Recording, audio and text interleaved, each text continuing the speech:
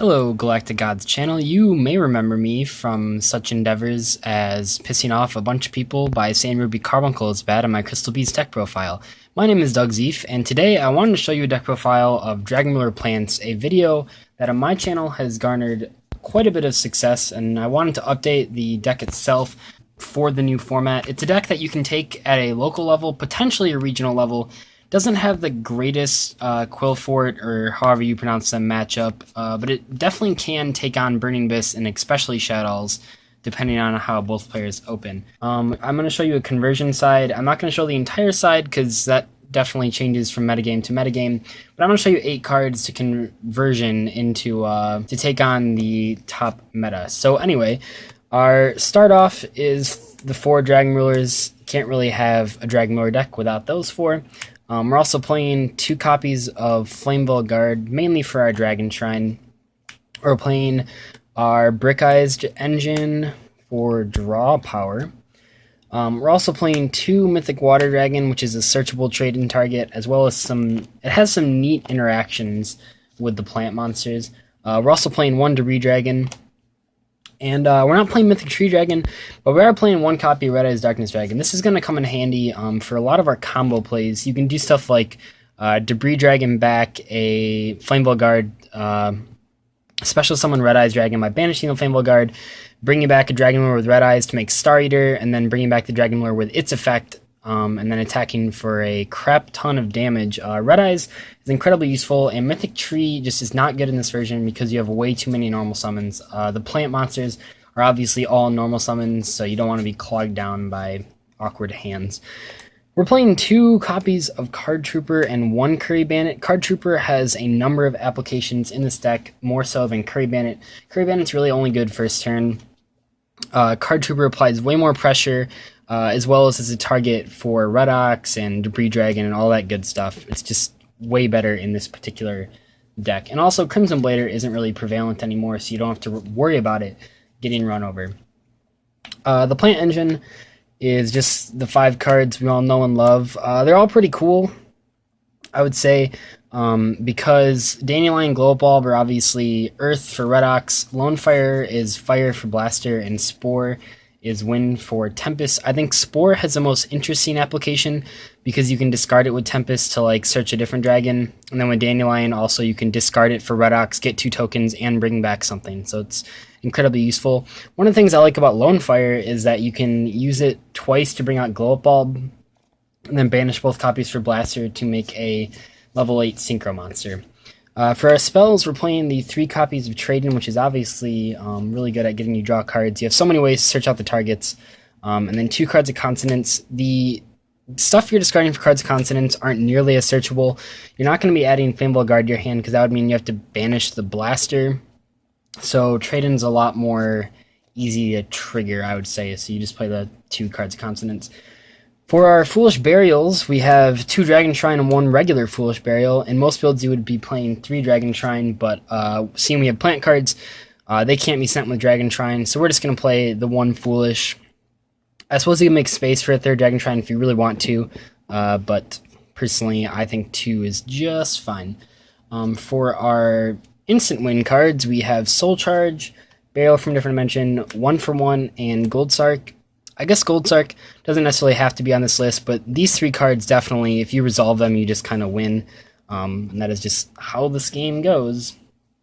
We're also playing 1 copy of Regeki and 1 Mystical Space Typhoon. These are both basically outs to Vanity's Emptiness. I don't like 2 MSC. I think the 1 Regeki is good as a tempo swinger. You can just blow up their field and then special summon a bunch of dragons from grave and hopefully attack for game.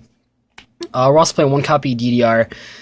This card is okay. It kind of loses really hard to Vanities, but I mean, that's the nature of the deck. It is cool though, because you can like banish the Lone Fires for Blaster and then DDR the Lone Fire back, which can make some cool combos. Our only traps are going to be 3 copies of Royal Decree. I opted to not play Vanity in this deck because I found myself losing more to Vanity than I was beating people with Vanity. Compared to decks like Shadows and Burning Abyss and even Quilloths, I suppose, this deck can just not set up as unbreakable fields especially with one soul charge as those decks can. So I opted to not play Vanity. Feel free to play it if you really want to, though. Our extra deck is pretty tight. So we have one Felgrand, Dracosac and Big Eye as our only XYZ monsters. There's really no space for a second Felgrand or even a Heretic Sun Dragon, but that is just how it's going to go. We're playing one copy of Star Eater. Shout out to the Matt. We're playing a Leo, a Gigant Castle. I don't know how to pronounce that. So the interaction with this guy, he's basically just a level 9 that you can get out just using one tuner and one non-tuner. And the main play with him is using Glow Up Bulb and Water Dragon to summon this guy, revive the Glow Up Bulb to make Leo first turn. If you know you're playing against Burning Abyss, it's definitely a very strong opener. Leo's also really big this format, so that's helpful. For our lower level XYZs, we're playing one copy of Scrap Dragon, one Crimson Blader, and one Stardust Spark Dragon. I don't think there's room for Thought Ruler in here. I think all of these are just better.